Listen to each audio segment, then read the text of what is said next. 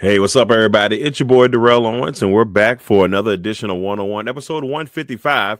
But with all that being said, as well, we got the last week of the regular season of the NFL. I can't believe we're here already, but it has flown by, and we've got one last week before the playoffs start next week. And so there's a lot to kind of break down. We've kind of got an idea of who's left in the race. There's only a couple teams left in the mix. The AFC have one more spot available. The NFC has one more spot available.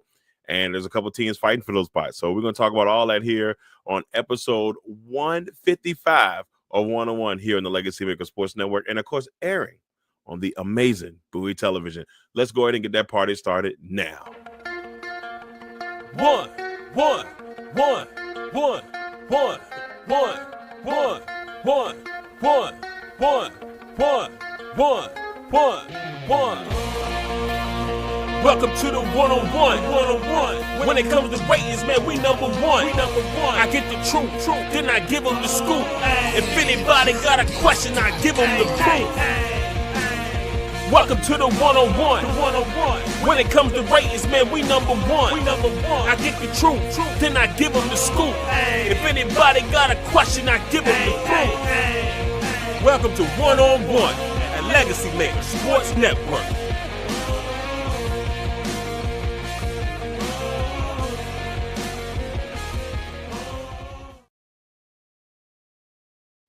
Yo, what's up, everybody? We're here for episode 155 of 101 here on the Legacy Maker Sports Network, and of course, airing on the amazing Bowie TV. Of course, it is Thursday, but unlike all the other Thursdays this season, there's no football tonight because it is the final regular season game of the NFL season, or the final regular season week of the NFL season.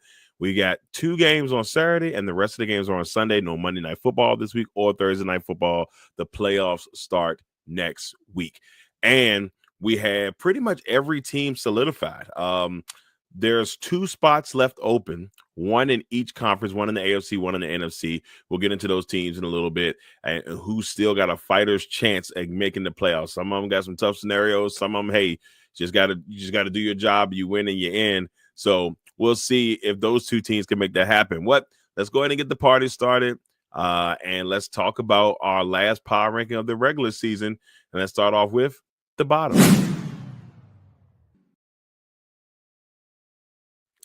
All right, bottom for week 18. New number 1 at the bottom. If that's the same thing, but the new bottom team is the New England Patriots. Currently, right now, the New England Patriots hold the number 1 pick in the NFL draft, which is a great thing for them. Phenomenal thing for them to an extent, with 2 solid quarterbacks coming out. But you kind of got your quarterback of the future. And in New England, you got a chance to maybe hold some teams for ransom here and really take advantage of having that number 1 pick and forcing somebody to move up to that slot who needs one of those quarterbacks. And it's a beautiful thing because you can use all those pieces that you get to help build your team up. This Patriots team was competitive in a lot of games this year. They didn't win a lot of them, obviously being 3-13, but they were competitive in a lot of those games, a lot. And so I think that they'll be able to take what they got from from whatever team they decide at number 1, if they end up keeping that spot and really take advantage of it. So, but we still got a week to go. Anything can happen. And the other thing you got to watch out for with New England is Gerard Mayo. Will he be the coach next year? Because there's a lot of Patriots fans that are not happy, but there's also a team that dominated for 20 years. So they're not used to losing. They haven't lost really since truly haven't lost since probably like 1995. They remember they went to the Super Bowl in 96 and then a couple years in between there, and then they went on a streak. So it's just, hey, New England fans, it just happens to everybody. So we'll see. At number 31, the Tennessee Titans, another team that's in line that could go quarterback when the draft does hit.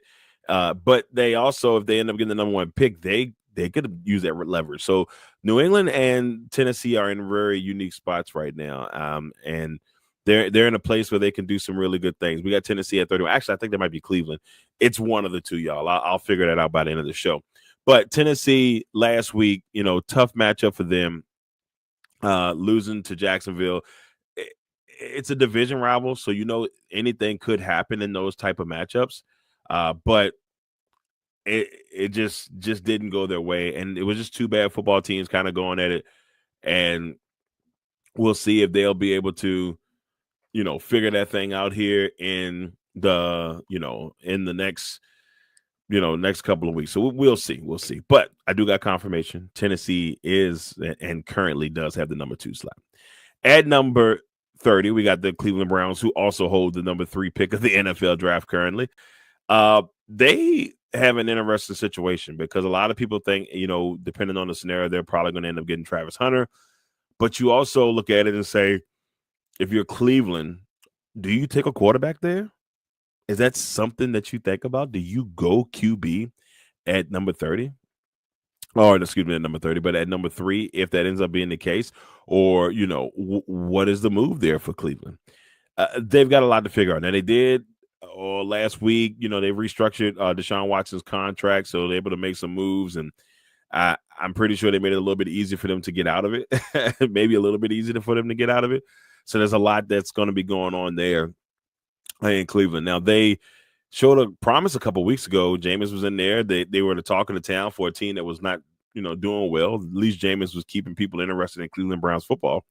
Just didn't happen that way. So the Browns are at 30. They're in the mix for the number 1 pick. At number 29, the New York Football Giants, who currently have the 4th pick of the draft. I don't know how this is. I guess I did this just right. A lot of people are upset with the Giants. There's a split fan base. Yeah, they're glad they won last week, but they're like, come on, guys. Like, we had the power in the palm of our hands. And some people are saying they can't lose, right? But they did go in and got themselves a nice win against the Colts at home. And it was a really good thing for Giants fans that suffered all year long. They deserve to get a win in there. And they were able to get against Indianapolis, who's number 21 on our bottom or in our power rankings this week.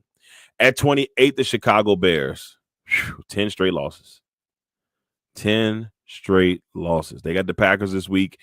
I won't put anything past Chicago. I think they're still going to play hard against Green Bay because this is what they do. They almost beat them a couple of weeks ago. So Green Bay's really got to tighten it up when they go against Chicago because, even though Green Bay is now the all-time leading team in wins, Chicago's right there at number 2. They're not going to just let that go, easily. So I think they will fight. They will fight. And, I think they want to try to end the year on a positive note. The Packers are already in the playoffs. So I don't expect the Packers to, go full blown. They will, be fighting for positioning if they want to be the 6th seed or the 7th. That's the difference between playing the Eagles in the first round or maybe playing the Rams or the Bucks. So that's something that I'm pretty sure they'll be fighting for. At 27, we got the Carolina Panthers. It just was bad for Carolina last week. 48-14. Panthers just, Tampa Bay was just brutal. It was actually a tight game in the beginning, and then it just got out of hand quick. But I still think the Panthers are starting to get on the right foot. At the beginning of the year, I said I thought they would win 4 to 5 games. They've hit the 4 mark. I think I had them 5-12. So who knows? Maybe they get it right here and they go 5-12 to finish it out and ruin Atlanta's opportunity of making the playoffs. Wouldn't that be something? Yeah, they got Atlanta, and then the Buccaneers, they play the Saints. So we'll see how that ends up. At 26, the Jacksonville Jaguars, and they currently hold the 5th pick of the draft. Jacksonville, got themselves a win over Tennessee. They didn't help their chances of getting a higher pick. Obviously, they helped Tennessee out tremendously. But both of those teams it was just one of those things where two teams just had a rough year, and they had the chance to battle each other. And Jacksonville was able to get a win. Mac Jones had a pretty decent day. Brian Thomas Jr. is going to be a stud once they can figure all that thing out down there.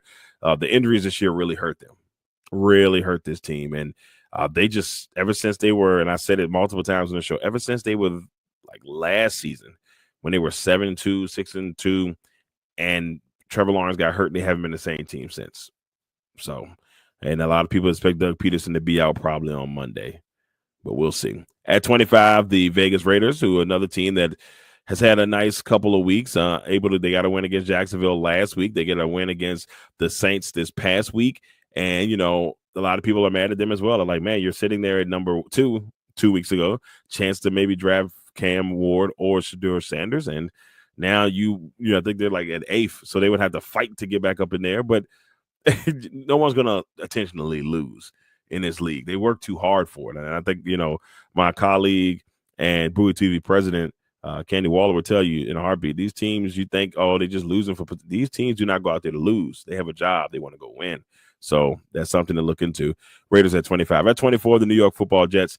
That's going to be an interesting scenario over the next couple of months because, there's a strong chance that we may see Aaron Rodgers in his last game this weekend. He may not be back with any team after this weekend. We don't know how it goes. Teams may shy away from having Aaron Rodgers on their team. Maybe they may not want the headache. There's a lot going into the Jets. Then they also, I believe, at some point this week, may have been today, the Jets are interviewing Ron Rivera. Then they signed a couple of former Commanders players from the, off the street and put them on the regular roster. It's a very interesting scenario. I don't know how I feel about that, but we'll see. At 23, Ron's a good person, by the way. It's just I don't know if the coaching is the thing for him at this point. At 23, the New Orleans Saints, they're just bad, and that's the nicest way to put it. They have not been good since Derek Carr went down. They were bad before then when they went on that 7-8 game losing streak. It's just been a rough go all the way around for the Saints. At 22, the San Francisco 49ers, a team that just got beat up by injuries. And what do you do when you're getting beat up by an injury? You do the best you can. You fight. And they still won 6 games despite being beat up. Brock Purdy's down this week, so we'll see Josh Dobbs play. It's just bad. At 21, the Indianapolis Colts. They played so bad last week against the Giants, I'm not even going to go into detail. I know Pat McAfee was mad. All right, here it is. Bottom for Week 18. Patriots, Titans, Browns, Giants, Bears, Panthers, Jaguars, Raiders, Jets, Saints, San Francisco 49ers, and the Indianapolis Colts, who probably should be last after that performance against the Giants last week. All right, so there it is, the bottom here entering Week 18. Now let's go into the outside looking in and see who's knocking on the door of the top 10, and maybe it's a couple of those teams that are still knocking on the door of the playoffs. Let's go ahead and get into the outside looking in.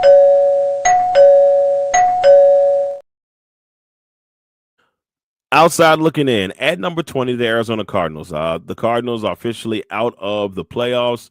And, they're a team that they had their moments. They lost a really tough one to the Rams. They couldn't afford to lose. And actually, they might have been out 2 weeks ago. But it's been one of those things where they did a lot better than I thought they would. Because there was times at the point this year I was like, oh, this team is better than they are. Then there was times like, oh, this team is bad.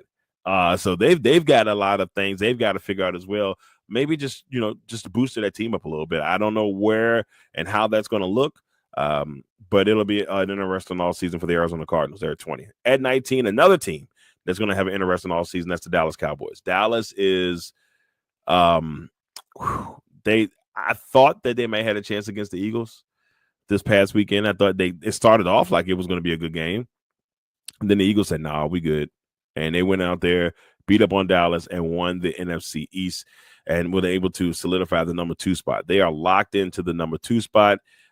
They will be hosting in that first round, and so we'll see how that goes. But they've got a lot going on with McCarthy and who's going to be who. They released Zeke Elliott, and they put him on the waiver wire, so he's a free agent now. Just a lot. At 18, the Miami Dolphins. The Dolphins are one of the teams still in the playoff mix. The Dolphins need some things to happen in order for them to make the playoffs. So, and I think I got the record wrong, so I do apologize. I think the Dolphins are, I think they might be 8-8, and so I do apologize for putting the record down the way I have it. So, yeah, the Dolphins are 8-8. So that's my mistake, y'all. My mistake. The Dolphins are 8-8, and they still have a shot at the playoffs. Between them, the Bengals. That's in the bottom here. The Bengals, the Buccaneers, the Broncos are all teams fighting for playoff spots, and the Falcons. So the Falcons lost a tough one on Sunday night. They're number 17 on the power ranking to Washington. It was a great game to be at, y'all. I mean, went into overtime. It was a slugfest, but in the end, we saw the Atlanta Falcons get the dub. Do what they need to do. I don't know what I'm talking about. Atlanta Falcons. We saw the Washington Commanders get the dub. Y'all are like, what? He must be drunk on the podcast. But we saw the Commanders go in there and get an overtime win. Big game, big atmosphere. The energy there was enormous. just greatness. The biggest thing that I take away from that game, on the non-commander side, was the way Michael Penix, hung in tough. And I think Atlanta got themselves a quarterback here. And there was a moment after the game when they were all hugging, where Kirk Cousins and Jamison Crowder were hugging it up. And you can just kind of see how sad Kirk looks sad. And I mean, a lot of people are, well, that money gonna make you happy. But I mean, you still want to play. You want to be competitive. So, but the Falcons, they still got a shot. They need the Bucs to lose, and they have to win in order for them to make the playoffs. At 16, we've got the Cincinnati Bengals, who, big win over the Broncos last Saturday. And so now they're not in the driver's seat, but a Broncos loss and a Bengals win, we could be talking Bengals in the playoffs, right? Watch out. So the Bengals are at 16, and Joe, who's getting some MVP consideration now, they're hot. They're working. So we'll see. At 15, we got the Seattle Seahawks. They're officially eliminated, but it'll be interesting to see how they play things this week against the Rams, but they are eliminated. They're out of the playoffs. At 14, a team that's struggling going into the playoffs, and their record should be 9-7. So yeah, I apologize for that too. The 9-7 Houston Texans, they are, I don't know. I've never seen it. It's been a couple of years I've seen teams back into the playoffs looking bad. The Steelers did it like a couple of years ago when they were like 11-0, and then Washington beat them, and then they just started struggling. That's what the Texans are doing, except for their record is not the same. It just feels that way. So I don't know what C.J. Stroud and the boys got to do to figure it out, but the playoffs are coming. So, and they could be playing Pittsburgh. At 13, the Denver Broncos. Denver had a chance last week to solidify the playoff spot. They just needed to win, and they had a thriller in Cincinnati, but Cincinnati pulled it off in overtime. So this week for the Broncos, you got the Chiefs. Carson Wentz is starting. If you go in there and you get the win, you're in. You win, and you're in. You got the spot. Nobody can take that from you. So we will see if the Broncos can make that happen next week. At 12, we got the Tampa Bay Buccaneers, who you win and you in. You win, you get the division. You will host more likely you could host the loser. Could host the loser of the NFC North Championship game between the Vikings and the Lions, or you will probably be hosting either you could be hosting the Commanders or the Packers. It's a couple of scenarios that still got to get filled out on Sunday. And then at 11, we got the Pittsburgh Steelers. Pittsburgh is falling apart at the wrong time. They were 10-3 at one point. They were kind of cooking, and now they've lost a couple games in a row, and Pittsburgh's just got to figure it out. And I still think they're going to be a tough out, but they better figure it out, and they better figure it out quick. All right, outside looking in, Cardinals, Cowboys, the 8-8 Dolphins, the 8-8 Falcons, the Bengals, Seahawks, the 9-7 Houston Texans, the Broncos, the Bucs, and the Pittsburgh Steelers. All right, so outside looking in, shaping up the top 10. There's only, I think, one move in the top 10 this year. This week that's a little bit different than what it's been over the last couple of weeks. Then we got a new team that snuck their way in there, but let's go ahead and get into it. Let's get into the top 10.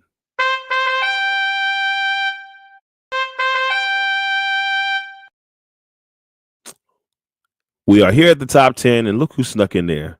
At number 10, the Los Angeles Rams. Now, your boy picked the Rams to go to the Super Bowl at the beginning of the year. I'm not saying that's going to happen now. I'm going to stick with them until they're gone. Like the famous meme, I'm going to stick by them. Like, I picked the Rams to go to the Super Bowl, so it would be great if they make me look good, but I don't expect it, y'all. I don't expect it. But shout out to the Rams. Who knows? I could be going to L.A. next week. Could be going to LA to see Commanders and Rams. I could be going to Tampa to see Commanders and then Bucs, or I could be going to Philly to see round 3 of Philly versus Washington. We'll find out all that this weekend. But shout out to the Rams. They're doing their thing. They're in number 10 in the top 10. Number 9, the Chargers had a couple of rough weeks here and there, but they were able to bounce back, get a win. They're at number 9. They clinched their playoff spot after they beat down New England. And so now they are just, jockeying for position and see how that will end up. They're at number 9. At number 8, we got the Green Bay Packers. Oh, boy. I'm so mad at Green Bay. So mad at Green Bay. You had a chance to to still maybe make some positioning in the division. You're going to finish in third, but 11-5 in third place is not terrible. The problem is you got two juggernauts in the division with the Lions and the Vikings, and you can compete with those teams, but for whatever reason, the team just falters. So I'm going to leave it at that. They got Chicago this week, and they're also jockeying for playoff positioning to see where they will be playing in the first week of the playoffs next week. At 7, the Washington Commanders. Left hand up. Who are we? The Commanders. The Commanders. Impressive win on Sunday night versus the Falcons. It was the most watched Sunday night football game since 2019. Most watched football games since 2019. So Sunday night football games since that time frame. So Washington, what does that prove to me? When Washington winning, it's good for the league. They won 3 Super Bowls. Multiple, I think like 5 overall like NFL championships if you include the Super Bowls. This is a franchise that people they talked about all the time, but when they are winning, good things happen. So the Commanders at number 7, moving up, they're 11-5. Shout out to Dan Quinn and the crew. At number 6, the Baltimore Ravens, 11-5. They smacked the Houston Texans on Christmas. Oh boy, that thing was ugly. Why they do them like that on Christmas? It's supposed to be Christmas, man, but nope, beat down on Christmas. They beat the Texans 31-2, and right now they're in the driver's seat to win the AFC North. At 5, the Philadelphia Eagles, the NFC East champions. Congratulations to the Eagles. They said they're going to sit Saquon Barkley, who's only 101 yards away from the all-time NFL rushing record. So there's a lot of people that are saying that he should play. There's a lot of people that feel indifferent about it, but the Eagles are looking at one thing, and that's the Super Bowl. They want to get to the Super Bowl. They want to win the Super Bowl. At number 4, the Minnesota Vikings. Probably the most unappreciated team in the top 10. This is coming from a Packers fan. Probably the most unappreciated team easily, the Minnesota Vikings. Watch out for them. If they win this week, they're the number 1 seed in the NFC. And it's possible. The Lions have been beat up. It's going to be a great Sunday night game. I will be watching, despite how I feel about both of those teams. At number 3, the Buffalo Bills. They're 13-3. Kind of blew their chance a couple of weeks ago, maybe having a shot at the number 1 seed since they're the only team that beat the number 1 seed in the AFC this year, the Kansas City Chiefs. So they're at 3 for me. I just think that they're the only team that beat the 2 teams that are ahead of them, the Lions and the Chiefs. So I have them at 3. The Lions are the number 2 seed. Nice comeback win against the 49ers on Monday night. And I got number 1 for a couple weeks in a row now, the Kansas City Chiefs reclaim their spot. There's only 2 teams that had the number 1 spot this year during our regular season. That was the Chiefs and the Lions. So shout out to both of those teams. Here it is, the top 10. Rams, Chargers, Packers, Commanders, Ravens, Eagles, Vikings, Bills, Lions, and the Kansas City Chiefs are the number 1 team for another week here on One-on-One. All right, there it is. There's our top 10, and that is also our power rankings for the last week. Heading into the last week, we will have a final one next week, and then also give you our rankings for this playoff, our top 14 teams heading into the playoffs. So that'll also happen as well in our playoff editions. But now let's go ahead and finish it up with the finale.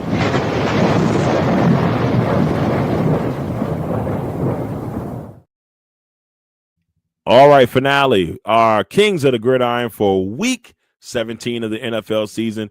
I could have went Joe Burrow, and I almost did, but Baker Mayfield is the guy I'm going with. 27 for 32, 359 yards.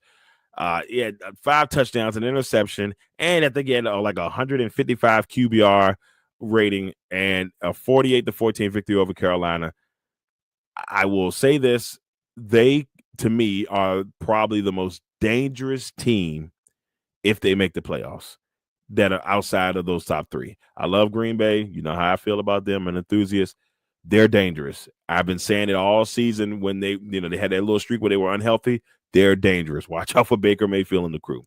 And on the defensive side, our defensive king of the gridiron, Darrell Owens, 15 tackles, 8 of them solo, and an interception in a 20-3 victory over Cleveland. So shout out to him. And those, ladies and gentlemen, Baker Mayfield and Darrell Owens are our kings of the gridiron for week 17. MVP race, the top 5 candidates continues to get tight. At number 1, I got Josh Allen. In years past, I've had him at number one, bouncing back and forth, but he's number one for me still so far this year. But it's a close number, like right behind. I mean, like a slip up could see Lamar Jackson win and then another MVP, three-time MVP of the league. So watch out for that. Barkley, I think if he would have got the record, if they played this week and he got the record, he would have a better shot to be the MVP. But I don't think that's going to happen, obviously, with them sitting him. So Barkley's had an amazing year. Jared Goff, the Lions are amazing. They're doing good things. I got him there. And Sam Darnold, I mean, the work that he's doing with Minnesota should be applauded. People are saying comeback player of the year, but I think he's not eligible. So it is what it is. Next, if the playoffs started today. Now, we've kind of talked about some of these scenarios throughout. So here's the deal. Chiefs locked in, number 1 seed. Bills locked in, number 2 seed. They could be playing the Broncos, but there are a couple teams in the mix that could come in. And if I'm Buffalo, you do not, quote unquote, do not want the Cincinnati Bengals to make the playoffs in that 7th slot. Last time they went into Buffalo, Joe Burrow and them made them look bad in the snow. You do not want that. You better pray it doesn't happen. At 3, the Baltimore Ravens. They would take on the number 6 seed, San Diego Chargers. At number 4, the Houston Texans taking on the Pittsburgh Steelers. That's going to be 2 teams that are just trying to figure it out. And they may get lucky and move on. That's just the way it feels. Number 1, not locked in yet, but right now they've had it pretty much the whole season. The Detroit Lions, the number 2 seed locked in. The Eagles will take on the number 7 seed Green Bay Packers, still not locked in. The number 3 seed Los Angeles Rams will take on the number 6 seed Washington Commanders. Both positions not locked in. The Buccaneers hold it now, but if they lose and the Falcons win, they take the spot. And then the Vikings have a chance to still be the 1 seed heading into next week. So that's all of that. Then let's head to your boys' record on the season, 160-96. With 1 week left to go, I got a chance to beat my personal record. I believe it was 168. So I just got to get 9 wins this week. But I want to beat last year's record, and I'm trying to keep it under 100 losses. So we'll see if that happens this week. In our Pick'ems League, congratulations to Joey and Cody. They will face off in the Pick'em League Championship. It was a very close week. Jay had 12 wins, losing to Joey by 1. He had 13 wins. James had 13 wins, lost to Cody by 1. He had 14. So should be a good championship. We'll find out who will be our Pick'ems champion on next week's show. And last but not least, since there's no Thursday night game, these are my winners heading into week 18. These are my picks. I got the Ravens, the Bengals, the Commanders, Packers, Texans, Falcons, Broncos. Not Broncos. I do got the Broncos, but Broncos, Bucks, Patriots, Jaguars, Giants, Seahawks, Jets, Raiders, Cardinals, and the Detroit Lions. All right, everybody, that's it. Episode 155 of 101 is in the books. I'd like to thank all of our Legacy Maker watchers as well as our Bowie TV viewers. We appreciate you all for being here and being a part of episode 155. This is it. This is the final regular season one. When we start next week, we'll give you our final on the regular season, and then we will also start you on our playoff power rankings. And then, of course, we'll have our predictions each week with those coming up. So once again, everybody, thank you all for tuning in for another episode of 101 here on the Legacy Maker Sports Network and Bowie Television. You all, happy New Year. I hope you all had an amazing Christmas. Hope you had an amazing holiday season. And I hope 2025 goes just the way you want it to go. I'm Darrell Owens. Until next time. One.